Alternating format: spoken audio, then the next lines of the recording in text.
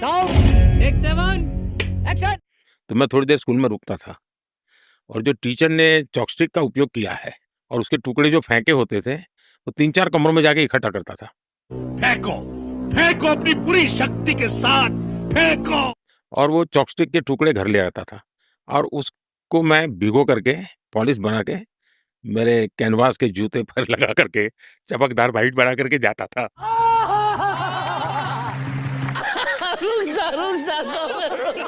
तो भैया सुना, मोदी जी बचपन में इतने गरीब थे कि वो स्कूल में फेंके गए चाक को अपने घर लेकर जाते थे और उससे अपना जूता पॉलिश करते थे। तो लल्लन भैया इसमें हैरानी की क्या बात है? ऐसे अद्भुत किस्से तो ये पिछले 10 सालों से सुना रहे हैं। यानी कि भैया इनकी कहानी के आगे तो मोटू पतलू का एपिसोड भी फेल है, क्योंकि कभी ये तालाब से मगरमच्छ का बच्चा पकड़कर अपने घर ले आते हैं, तो कभी नाले की गैस से चाय बनाने लगते हैं, तो कभी कहते हैं मैंने 35 साल भीख मांग कर खाया है। भैया इसीलिए तो लोग घनघोर मजाक करते हुए ये कहते हैं कि लगे हाथ इन्हें उस स्कूल का भी बता देना चाहिए था नाम, जहाँ से चाक बीन कर करते थे जूता पॉलिश का इंतजाम। ये बड़ी अच्छी बात कही आप। वैसे भैया एक अंदर की बात बताऊं, मुझे तो लगता है कि मोदी जी मामा का नाम लेकर लोगों को मामू बना रहे हैं, क्योंकि इनका बचपन देखकर तो ये नहीं लगता कि इनके पास जूते खरीदने और पॉलिश करने तक के पैसे नहीं होते थे। ये बिल्कुल सही कहा आपने। वैसे भैया शुक्र है कि मोदी जी ने रोते हुए ये नहीं कहा कि मैं बचपन में इतना गरीब था कि चप्पल खरीदने तक के पैसे नहीं होते थे और मुझे नंगे पैर ही स्कूल जाना पड़ता था। और अभी तो रुको, क्लाइमैक्स अभी बाकी है।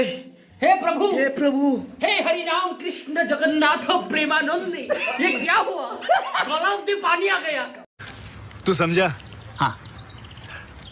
नहीं तू समझा नहीं।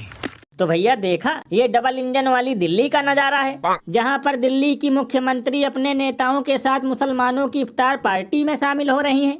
तब तो लल्लन भैया अब गोबर भक्तों को मस्जिद के बाहर नहीं बल्कि बीजेपी कार्यालय के बाहर डीजे बजाकर मुजरा करना चाहिए।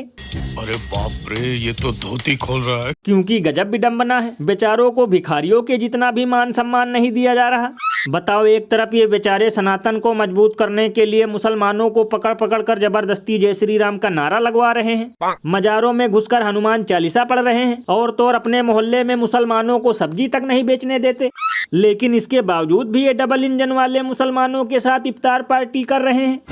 भैया इसीलिए तो लोग घनघोर बेइज्जती करते हुए ये कहते हैं कि हिंदू जगाते जगाते भक्तों की हालत ऐसी हो गई है जैसे धोबी का कुत्ता, फिर भी मुसलमानों संग इफ्तार पार्टी कर रही है डबल इंजन वाली रेखा गुप्ता। बताओ, पहले ट्रम्प की वजह से 2-3 हफ्तों तक बेचारों की बदनामी हुई और अब खुद की पार्टी वाले भी जलील कर रहे हैं। ये बिल्कुल सही कहा आपने। वैसे भैया शुक्र है कि इस इफ्तार पार्टी में रमेश बिधोड़ी और रविंद्र नेगी नहीं गए, वरना ये बेचारे कहीं मुंह दिखाने लायक नहीं बचते।